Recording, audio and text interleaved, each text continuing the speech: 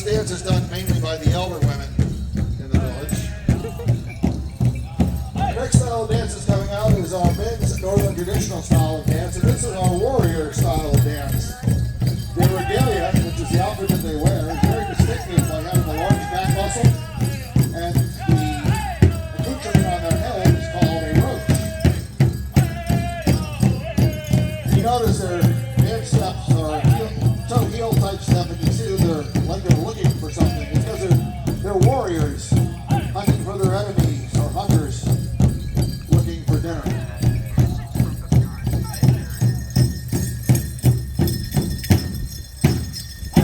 Our next style of dance coming out is our grass dancer. And the grass dance is a very unique style of dance, as he is the gentleman who prepares the grounds for dance. You notice his steps are very wide and very flat-footed, and he tramps down the grass.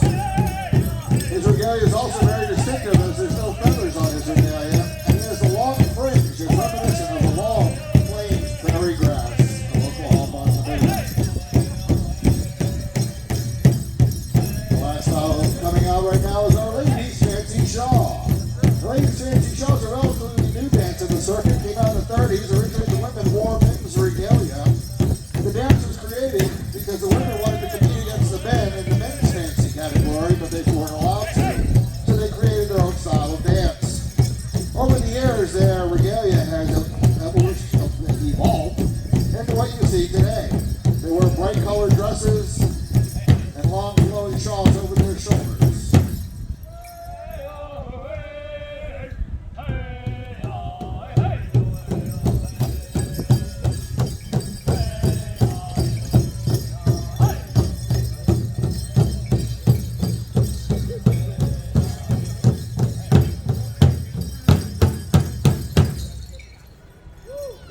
Dancers.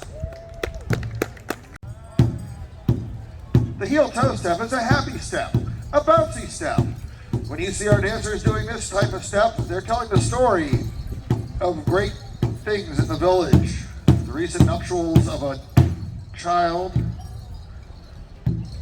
or the recent birth of a child, or the glee in our dancers' face to be with you here at the South Florida Fair.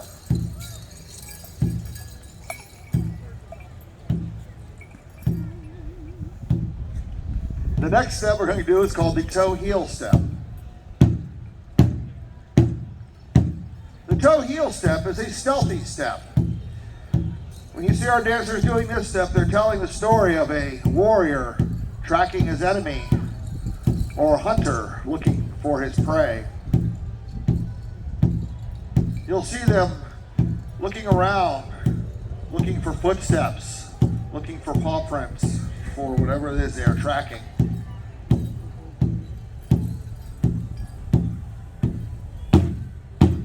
Toe-heel step. The next step is called the stomp step.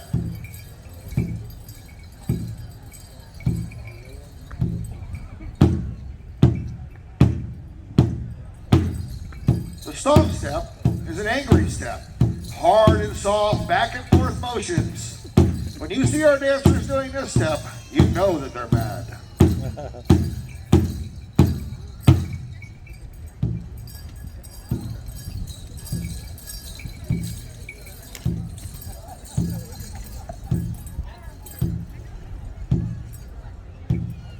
And the next step we're doing is called the traveler step or the prayer step. In the traveler step, you'll see our dancers move forward for 5 rotations, and on the 6th, they turn to the 4 winds, asking the Creator's blessing for their dance as and their travels.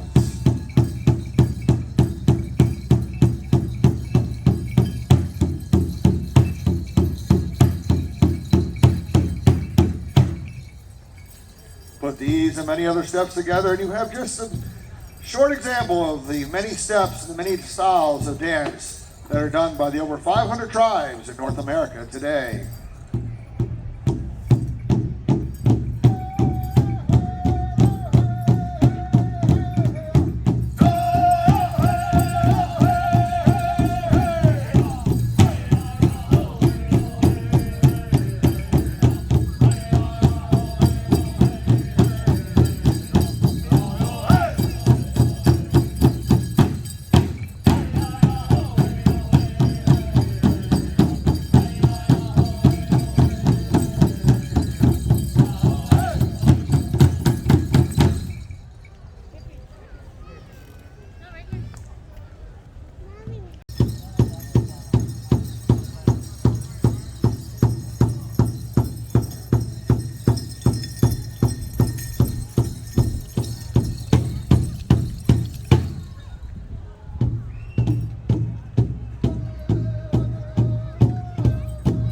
So our story begins with these two bucks that are competing for this one doe. And the doe, who doesn't have time for this foolishness, ignores their advances.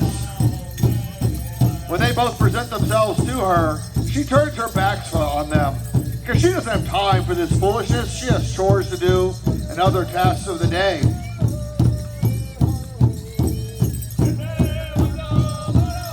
But as they fight behind her, she soon realizes she can no longer ignore their advances because she knows that to the victor, she is the prize.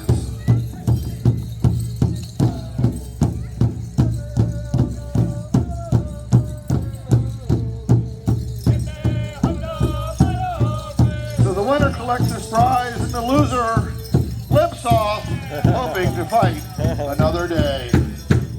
The deer and doe dance. Waking up from hibernation, a long, cold winter's nap.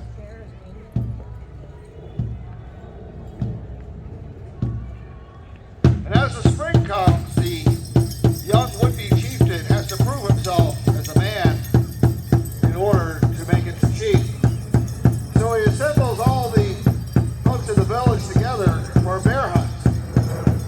He first sends out the scouts to go out and find the bear woods, and they return to tell the would-be chieftain where the bear is. Once the time is right, they begin their hunt. But this is no ordinary hunt. This is a ceremonial hunt. And they will surround the bear, sometimes up to a mile away.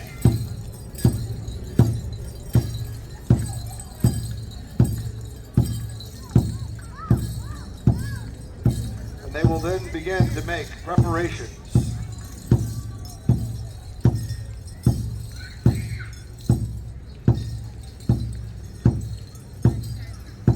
Once in position, the signal will be given and the ceremony can begin.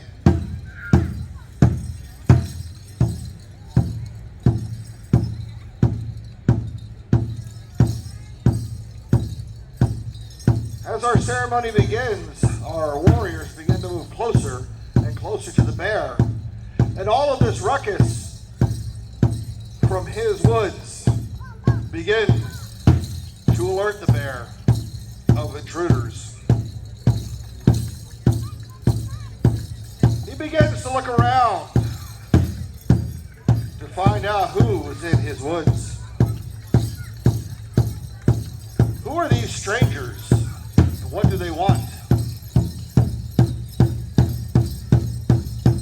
He begins to notice that many of them, with this many of them in the woods, that this cannot be good.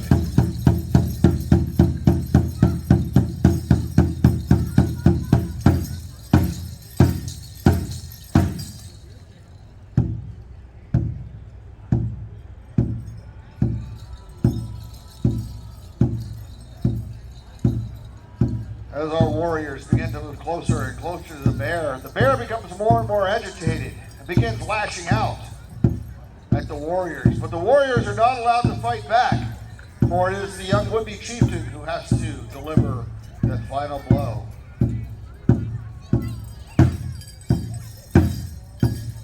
As they begin to move in, they surround the bear.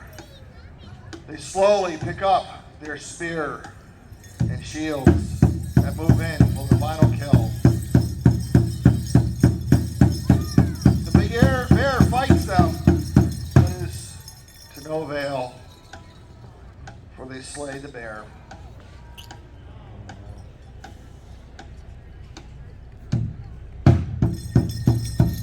They begin to celebrate, but they're not celebrating for the mere fact that they killed a bear, because the Native American people do not waste what Mother Earth has given us. They are celebrating because now they will use the fur to make coats and blankets to keep their children and them warm.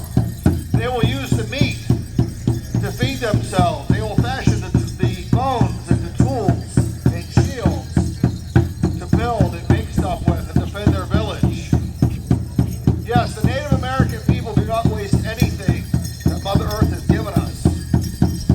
And it is also believed that they use so much of the bear that even the soul of the bear will be absorbed into the young would-be chieftain, the bear dance.